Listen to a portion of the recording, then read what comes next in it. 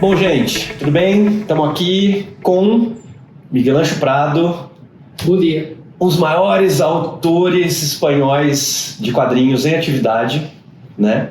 E um autor que faz muito sucesso no Brasil, né? O público brasileiro ama os quadrinhos do Miguel Ancho, né? A gente tem muitos quadrinhos legais dele lançados no Brasil. Aqui pela Conrad só a gente tem Tangências, a gente tem Manuel Montano, a gente tem Pacto da Letargia. A gente acabou de anunciar mais um título que a gente vai falar em breve neste vídeo/podcast. Traço de Giz já foi publicado também no Brasil pelo Pipoca Nanquim. Lá atrás, há muito tempo atrás, Mundo Cão, que Miguel Ancho estava me contando. Vamos até começar com isso. Os leitores até hoje conversam muito com você falando de Mundo Cão, que foi publicado pela editora Abril, lá no fim da década de 80, começo da década de 90. Sim, foi a peça que ficou durante muito tempo, muitos anos, como referência do meu trabalho e para muitos fãs que, muitos anos depois, têm ainda essa relação, que já é uma relação emocional com uma publicação que não teve depois continuidade editorial nem nada disso, mas que ficou como uma ilha durante todos aqueles anos nos que não houve outros livros meus no mercado. Acho que ficou marcado na memória das pessoas, sim. Eu acho. E até porque durante muito tempo não houve trabalhos seus aqui. E a gente teve acesso, a gente até estava conversando aqui antes, você estava me falando da Meribérica, né? A gente teve acesso a alguns álbuns seus pela Meribérica, que era da edição portuguesa, que eles traziam aqui para o Brasil, né? Efetivamente. Eu li Tangências e Traço de Giz pelas edições da Meribérica. Então a gente durante muito tempo não teve acesso, até que depois algumas coisas acabaram publicadas aqui de novo, né? Você veio para o FIC, né? Certamente. Foi a primeira vez que viajei o Brasil para participar no FIC, não lembro agora o ano que foi. Naquele momento, certamente não havia mais livros meus publicados no mercado brasileiro.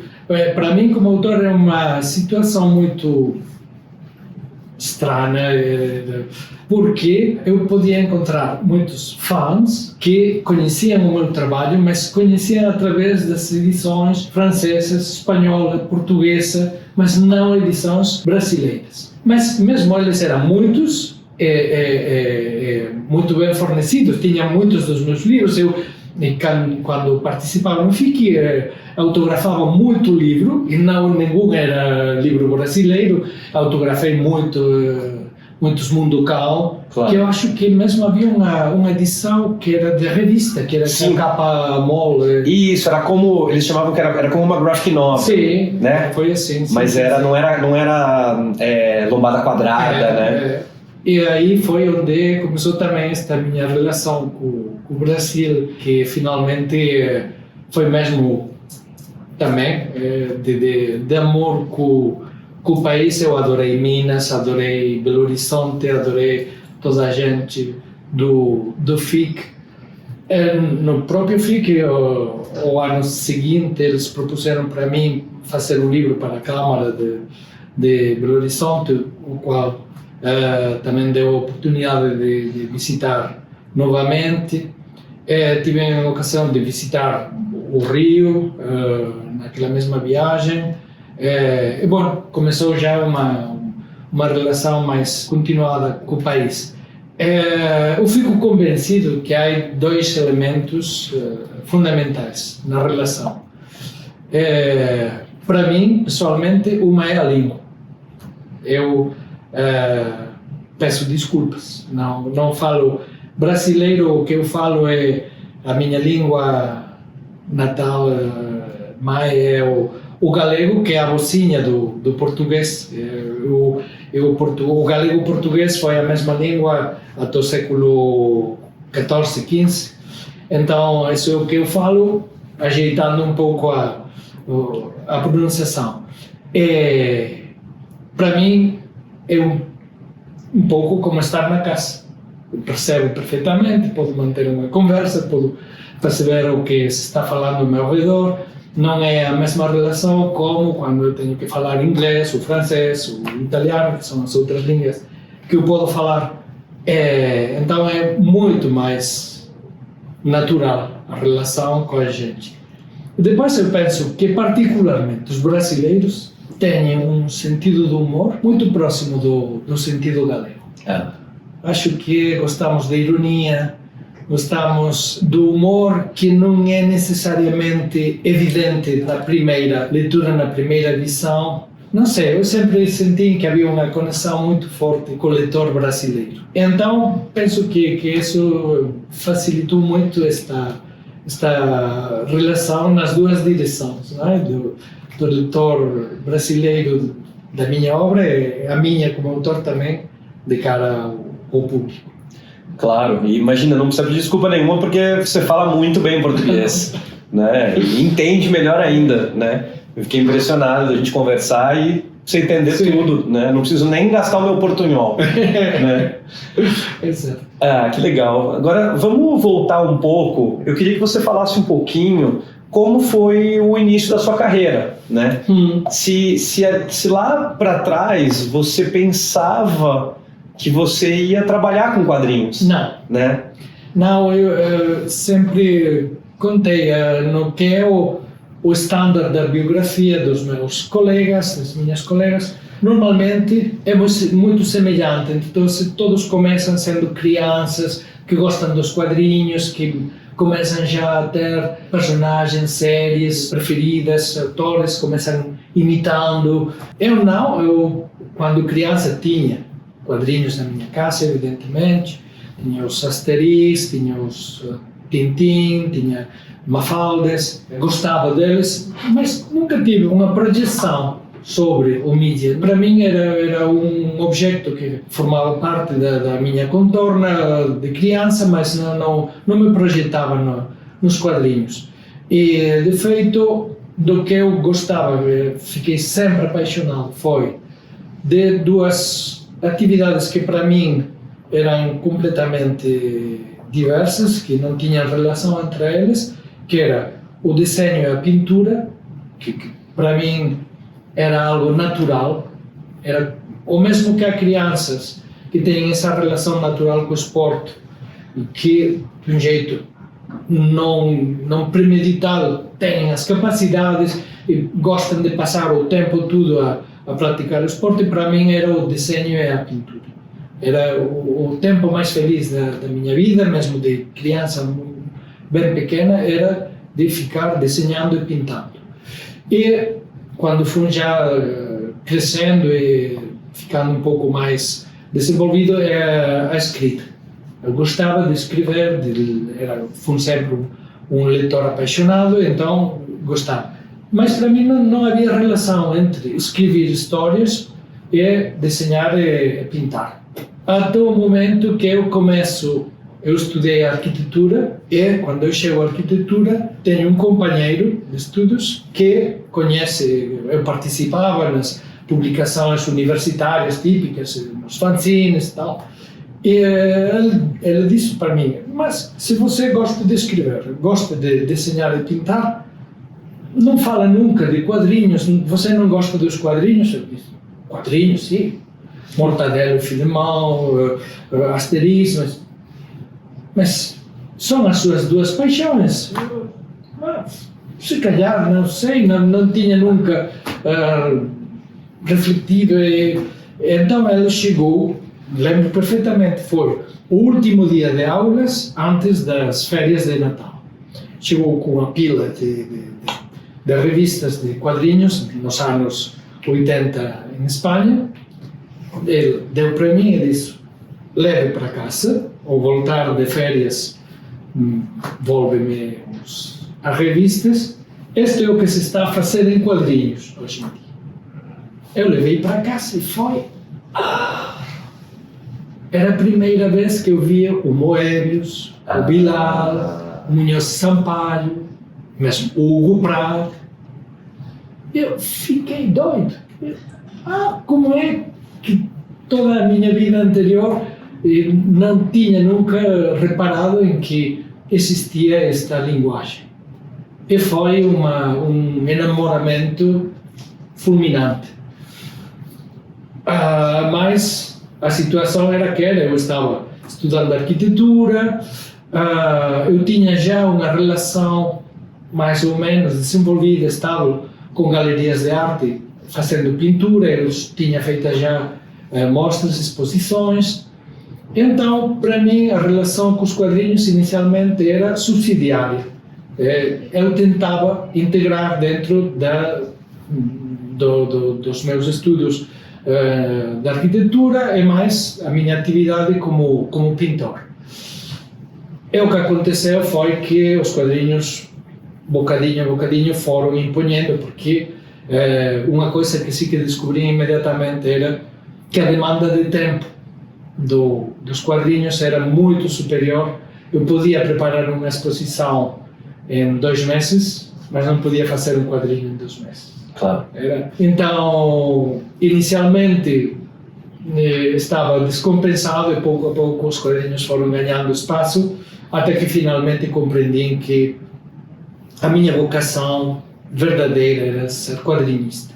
Que legal. Do que eu mais gostava era de contar histórias, contar as minhas histórias, mas isso também foi algo que tive claro desde o primeiro momento. Eu queria participar no mundo dos quadrinhos não para desenhar, que para isso podia fazer de outro jeito, mas para utilizar desenho e pintura para contar histórias, sim, para contar as minhas histórias. E então, quer dizer que eu comecei relativamente tarde. Eu acho que a minha primeira experiência editorial foi já quando eu tinha 20, 21 anos, que visitei por primeira vez Barcelona e tive as primeiras reuniões com editoras. O que sim que foi também súbito. Eu cheguei, mostrei o meu trabalho, que era nada, 3 histórias que eu fizera para algum fanzine, alguma coisa assim, e já compraram e disseram, tá bom, que é o que eu quero fazer agora, o que eu quero fazer. E foi o meu primeiro livro, Os Fragmentos da Enciclopédia Délfica, que foi já a primeira obra publicada e a primeira obra que verdadeiramente fiz em quadrinhos. Então não tive esse período que normalmente os autores têm de ir entrando no mundo editorial. Eu fui súbito, mas demorei muito em chegar. E a partir daí eu nunca abandonei a pintura, porque para mim segue sendo um espaço do que eu preciso, mas o que abandonei foi o exercício profissional de galeria, claro, da pintura. Sim. E concentrei o 98% das minhas energias nos quadrinhos. Que interessante. E aí, pensando nisso, tantos anos depois, você tem tantas obras publicadas, e não só publicadas na Espanha, mas publicadas em muitos outros países, né? Inclusive no Brasil, um país tão longe, né? Sim. Qual é a sensação que você tem de ter tantos trabalhos publicados em tantos lugares do mundo? Seu trabalho chegar tão longe para tanta gente? Há uma parte do processo que é mesmo triste, porque o cérebro humano tem uma capacidade de aceitação do que acontece e chega a considerar que é o normal. Então, quando você chega a esse ponto, o que perde é o entusiasmo das primeiras vezes que isso acontece. Eu lembro a primeira vez que eu soube que uma história minha ia ser traduzida ao francês, eu ficava feliz, ficava no céu, uau, vou ser traduzido ao francês. Um mercado enorme, né? Começa o francês, o português, o italiano, o alemão, o neerlandês, o finês, o turco, então isso vai crescendo e você vai também assumindo uma certa seguridade. Pensa, tá bom, ótimo, o que acontece? Eu agora tenho nostalgia daquela sensação de novidade. Mas a compensação do outro lado está. É incrível que eu, dentro do meu pequeno recanto na Galícia, lá no Finisterre Atlântico da Europa, no meu mundo, porque ao final as minhas histórias são o meu mundo, o Ardalém, o Pacto da Letargia, é o meu mundo, as cotidianias delirantes, o mundo cão, que são as coisas que a mim me aconteciam, tudo isso, e que isso pode ser percebido por um finés, por um turco, por um coreano. Isso é incrível. Então, perdi essa emoção inicial de ser traduzido, mas fui ganhando essa satisfação de pensar alguém que nasceu e cresceu numa cultura que não tem nada a ver com a minha, pode perceber, pode partilhar comigo estas emoções, se calhar não interpreta do mesmo jeito a história que eu estou a contar, mas chegamos a fazer um percorrido juntos desse caminho, não? Isso é muito satisfatório para mim, agora que a minha carreira já é uma carreira de mais de 40 anos, é um pouco, são palavras grandes e se calhar excessivas, mas é a sensação de ter justificado uma vida profissional. Se conseguem interessar um leitor japonês, um leitor coreano, um leitor, algo devem fazer medianamente bem. Claro. Então, a verdade é que é lindo pensar que chegar a um país, cá falava antes a língua e tal, mas se chego à Finlândia, não percebo nada de finês. Então, tem um cara de 2 metros, loiro, tal, que fala em inglês, que fala para mim, então, que me faz sentir acolhido, porque para esse cara foi importante. Leu esse livro meu, leu o Traço de Giz, ele pegou e ofereceu a sua namorada, porque a namorada não gostava de quadrinhos, então ele, para convencer a namorada de que os quadrinhos também eram coisa muito interessante, oferece o Traço de Giz. Ao final a biografia sua é grande. Eu sempre digo, os quadrinhos, eu gosto dos quadrinhos porque são uma linguagem muito modesta, muito modesta. Eu que participei no mundo da pintura, que é o mundo... que participei no mundo do cinema, da animação, que os grandes números e tal. Os quadrinhos são sempre modestos, inclusive quando falamos de grandes sucessos, comparativamente são modestos. Claro. Mas é um mundo tão generoso, a esse nível. O leitor de quadrinhos tem uma ligação emocional tão forte com você como autor. Tem sempre uma ligação biográfica. A gente sempre... Eu acho que o quadrinho fica muito pertinho da música. A gente tem muito... Esta música que eu escutava quando eu tinha 20 anos, as leituras dos 20 anos de quadrinhos ficam lá, a lume, a fogo, muito fortemente gravadas. Então, essa é uma recompensa imensa. Que legal. Vou fazer um comentário. Ainda bem que o rapaz finlandês deu traço de giz e não tangências. Senão talvez a namorada dele terminasse com ele, né? Com tangências tenho mais anedotas ou tangências que são histórias de desamor. Sim. São histórias sempre de ruptura e têm um componente erótico porque são sempre narradas no último momento de relação dos casais e tal. Sim. E tenho muitos leitores, muitos homens leitores, que ao longo dos anos têm falado para mim: as histórias são legais, o erotismo é erotismo feminino.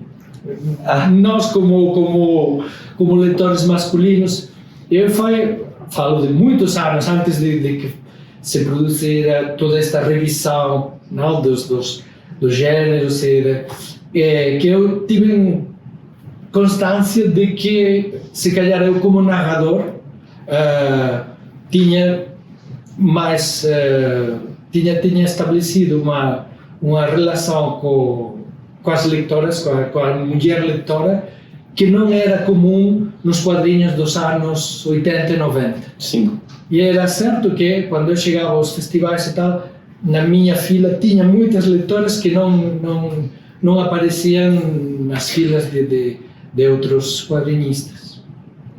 Que legal. Eu acho que isso que você falou, eu acho tão interessante porque eu acho que, para mim, é isso que torna Tangências tão bom.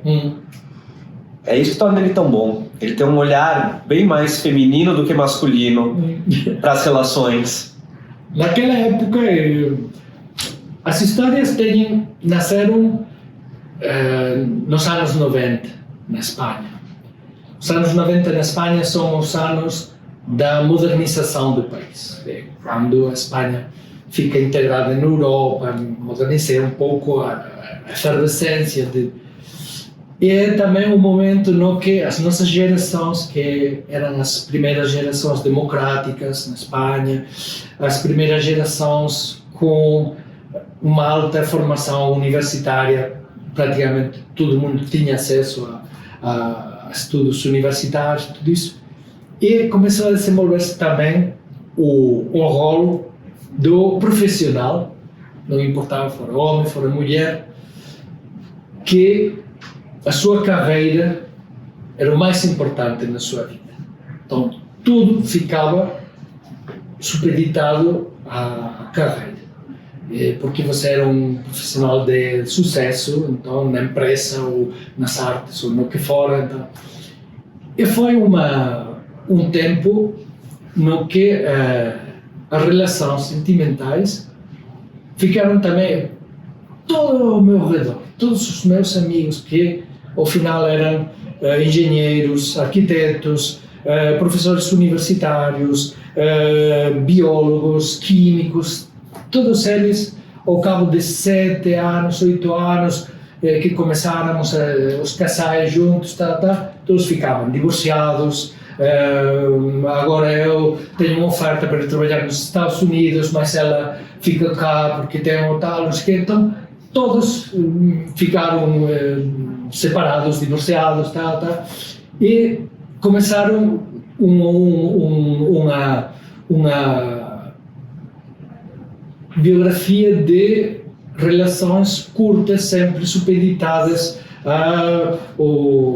ao exercício profissional, etc. Então foi quando eu comecei a escrever estas histórias, nas que todas têm detrás, quando há o momento de separação, sempre há esse componente pessoal de dizer, mas eu queria fazer a minha carreira, eu queria conhecer novas experiências, eu queria tal. Então, por fazer essa aposta individual, pessoal, sempre ficavam sacrificando uma história compartida. Finalmente, a essência do ser humano é constante, o tempo passa, os anos passam e ficamos tomando as mesmas decisões. Pois é, o livro continua muito atual, né? Ao final, continua a ser histórias que têm sim, validez, porque mesmo o mundo ficou mais globalizado todavia. Claro. A gente fica vivendo longe e cambiando de país constantemente, então as relações são muito complicadas e continuam a ter sentido estas histórias. Sim. Totalmente. Bom, e a gente conversava fora do ar. Você me disse que sempre perguntavam em entrevistas e continuam perguntando qual o seu quadrinho preferido.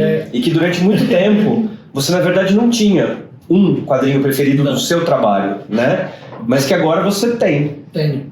Sim, e eu era sincero quando eu dava essa resposta, porque cada um dos meus livros... Eu tive muita fortuna na minha carreira, porque de um jeito intuitivo, não foi planificado, mas eu sempre, na minha relação com as editoras, consegui fazer o livro que eu queria fazer no momento.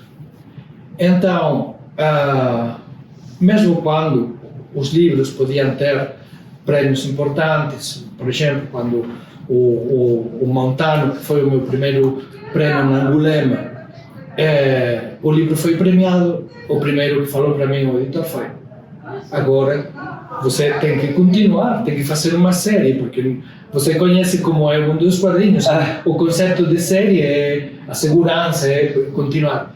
Dizem: não, eu fiz um Montano, já está, o livro foi feito, eu agora quero fazer algo diferente, algo diverso. A continuação do Montano, eu faço o Traço de Giz, que não tem nada a ver. Então, tive a fortuna de poder fazer isso continuadamente. Cada livro era o fruto de uma situação pessoal diretamente relacionada com o livro. Então, eu fazia esse livro nesse momento porque era realmente do que eu tinha vontade de fazer. Com o qual não podia escolher uma etapa da minha vida preferida, não. Cada um deles correspondia a uma etapa. Mas chegou um momento, na madurez, que eu fiz uma série de obras, tinha uma história, havia tempo que eu sabia que queria fazer, mas que era consciente que eu só poderia fazer no momento em que eu tivesse o domínio da linguagem que eu queria empregar.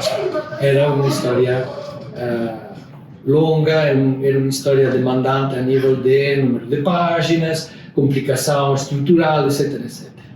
Então foi aí quando, depois de muitos anos, pensei que ia chegar o momento, que foi o momento de fazer o Ardalém. É um livro singular dentro da minha carreira, porque eu aí falei para os editores, eu disse: eu quero que o livro seja, por primeira vez, e se calhar única vez na minha vida, na minha carreira, o mesmo livro em todos os países do mundo. Lá onde for editado, tem que ter o mesmo título, não pode mudar o título, não pode mudar a capa, não pode mudar a maqueta, não pode ser num país mais grande, no outro mais pequeno, não pode mudar o que é a maquetação interior, tem que ser a mesma disposição de páginas, não há nem páginas extras, nem nada. E aceitaram. Era o momento já ajeitado de fazer essa proposta. Demorei 4 anos a fazer o livro, são 256 páginas, então muito tempo. Eu queria fazer com todo o tempo, pintado, desenhado, planificado. Eu pude fazer sem pressão, cumprindo os objetivos que eu tinha feito. E é o meu livro, é o fruto das coisas que ao longo de toda a minha carreira eu fui achando como narrador importantes para mim. Então é aí que eu falo da memória, falo da identidade pessoal, falo da relação humana, de como, afinal, as nossas vidas são o que nós fazemos, mas é o que a gente da nossa contorna faz também, ao mesmo tempo, conosco. Tudo é, até certo ponto, se calhar isto não, a gente de marketing vai ficar chateada comigo por fazer, mas acho que tem um pouco uma proposta que vai na contra do que hoje em dia estamos a pôr em valor por riba de tudo, que é a individualidade. Na história de Ardalém, do que fala é: você como indivíduo nunca vai poder construir uma vida. Sempre vai depender de gente do redor. Companheiros no trabalho, de companheiros onde more, de companheiros para construir a vida. E ao redor de si vai haver gente ruim, gente boa, gente ruim que no fundo não é tão ruim e que pode ajudar, gente boa que no fundo é boa mas não vai ajudar porque não tem capacidade, e a vida vai se construindo com peças que não são ótimas. Todas as peças são defeituosas, nós somos defeituosos, mas podemos construir uma vida linda, interessante, assumindo o defeito, assumindo a não perfeição. E tudo isso eu compreendi que não podia contar com 25, com 30 anos, que precisava ter uma experiência vital, que precisava saber manejar todas as ferramentas que os quadrinhos podiam dar para mim, para poder expressar através das expressões dos personagens, da atitude gestual, de como condicionar a leitura pelas cores como pintor. Então foi aí que, quando eu rematei o trabalho no Ardalém, pensei, esta é a minha obra. Eu espero fazer muitas mais coisas, mas esse esforço pessoal particular foi no Ardalém que eu fiz. Era o momento adequado. Seguramente neste momento já não poderia fazer Ardalém, mudou o mercado, mudou tudo, mas tive a fortuna de poder fazer nesse momento. Então, para mim é o meu livro. Se eu me tiver que apresentar no futuro, no céu, no limpo, com uma carta de acreditação, que é o que você fez na vida, o Ardalém. Muito bom, muito bom. E se você que está nos vendo, nos ouvindo, ficou curioso, você vai poder ler Ardalém em breve na edição da Conde. A gente acabou de anunciar que a gente vai lançar Ardalém. Ardalém já foi lançado no Brasil uma vez, numa edição da Realejo. Sim. Livros, né? Ali, acho que 2018, 2017, talvez. Sim, mais ou menos, coincidindo fora com a tarrafa literária que se levava nos Santos. Exato. E agora já está fora de catálogo há um bom tempo, né? E a Conde vai lançar Ardalém, se tudo der certo, o primeiro semestre de 2025. Então aguardem que faremos uma edição muito bacana, igual ao original, porque já ouvimos aqui que a gente não pode mudar nada, que tem que ser exatamente igual ao que o Miguel Ângelo pensou, né? Então teremos uma edição muito legal de Ardalém, então aguardem, vem aí pela Conrad mais um título muito legal de Mr. Miguel Ângelo Prado, né? Muito obrigado. Imagina. Para a gente começar a nos encaminharmos para o final dessa entrevista, né? Queria saber o que você tem feito recentemente, quais foram os seus últimos trabalhos. Nos últimos 2 anos eu estive a trabalhar para fechar um caminho que começara há 2 livros. Cá no meio foi o Pacto da Letargia. Sim. Que era também uma história que eu tinha vontade de contar, que é uma história que está muito integrada no que também a minha realidade como galego. Temos, os galegos, uma ligação muito especial precisamente com toda a Sudamérica, que é a relação com o realismo mágico, esta percepção da realidade de um jeito que não é fantasia, mas é uma percepção alternativa da realidade. Para nós é natural. Eu descobri que cá no Brasil, na Argentina, é a mesma coisa, é decir, a realidade pode ser interpretada de jeitos muito diferentes e tem este lado quase mágico. Eu sempre sentindo de jeito natural muito forte esta ligação, e o Pacto da Letargia funciona nesse registro. É justo, o livro anterior era um policial, era a primeira vez que eu fazia, eu gostava muito do policial, sou mentor de policial, mas não fizeram um com policial, então fiz um policial com caráter social, porque foi ao redor de um escândalo financeiro que aconteceu na Europa, que vinha um pouco, era uma consequência das subprime americanas, daquela grande também bacana financeira que aconteceu nos Estados Unidos, e a consequência na Europa foi, particularmente na Espanha, foi o que chamaram as preferentes, que foi um escândalo. Então fiz aquela primeira história com um casal de inspetores da polícia que eram os protagonistas, e quando eu rematei o Pacto do Letargo, os editores falaram para mim, por que não fazer outra história, com os mesmos protagonistas. Aquela história era o Presas Fáceis, Eram né? Presas Fáceis, efetivamente. Eram Presas Fáceis. Sim.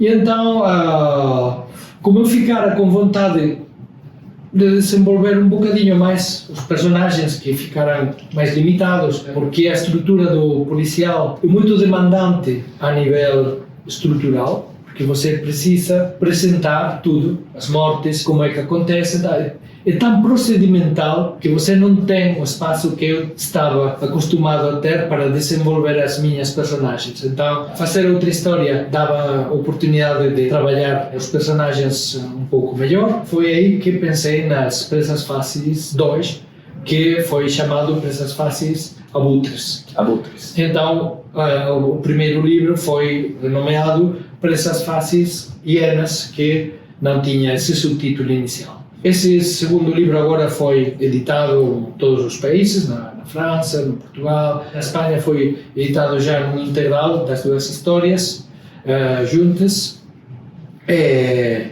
Foi a minha última obra publicada. Todo este ano passado fiquei fazendo a promoção do livro nos distintos países e começando a preparar o próximo livro. E o próximo livro que tenho agora já a meio de trabalhar o roteiro e que espero dar por rematado a primeiros do ano que vem, janeiro, fevereiro do 2025, é trabalhar mais ou menos ano e meio no que é o desenho que eu acostumo a fazer, e que vai ser science fiction. Havia muitos anos que eu deixara a ficção científica. Foram os meus 2 primeiros livros, os Fragmentos da Enciclopédia Délfica e os Extratos. Depois eu não volvi nunca sobre a ficção científica, e agora tenho vontade, muita vontade de voltar para fazer uma ficção científica de curto percorrido, para falar da fim do século XXI, princípios do século XXII. Temos já o momento no que estamos vivendo, claramente um momento de crise histórica. Todo o modelo está convulsionado e é um momento idôneo para fazer essa, não pode chamar trabalho, mas é um exercício de projeção sobre esse futuro imediato. Essa será a minha próxima obra. Muito bom. Já estamos ansiosos para poder ver essa história. Eu estou ansioso por rematar algo que ainda não começou, mas... ainda está no meio do trabalho. Né? Nem no médio, está no primeiro terço. Tá. No primeiro terço do trabalho. Sim. Tem ainda 2 terços por fazer. Ainda vai demorar um pouco, né? Sim, ano e meio. Sim, mas os leitores brasileiros têm muitas obras suas para lerem ainda, né? Em breve, Ardalém, para quem não conhece, não leu ainda e ficou curioso com as histórias. Bom, acho que a gente termina aqui esse bate-papo. Acho que foi um bate-papo bacana, espero que você tenha gostado. Muito. A gente deseja uma ótima estada aqui no Brasil, né? A gente está gravando esse vídeo no segundo dia que o Miguel Ângelo está aqui no Brasil para participar da Comic Con, né? Da CCXP. Miguel, muito obrigado. Vou pedir para você mandar um recado aí para os leitores brasileiros. Obrigado pelo convite. Tinha verdadeiramente vontade de voltar no Brasil e voltar a encontrar os leitores brasileiros. É nada, reafirmar o que já falei. Para mim é uma relação especial a nível pessoal, portanto também como autor fico feliz de saber que tenho esse coletivo de leitores no Brasil e de voltar a ter este encontro pessoal que sempre é prazenteiro. Que legal, muito obrigado. Realmente você tem uma legião de fãs aqui. As pessoas, a começar por nós, gostamos muito do seu trabalho. Obrigadíssimo. Então, muito obrigado a todos que nos assistiram ou ouviram. Sigam a Conrad nas redes sociais para saber mais novidades da Conrad e para saber quando vem as próximas coisas de Mr. Miguel Ângelo Prado. Obrigado. Valeu, gente. Tchau.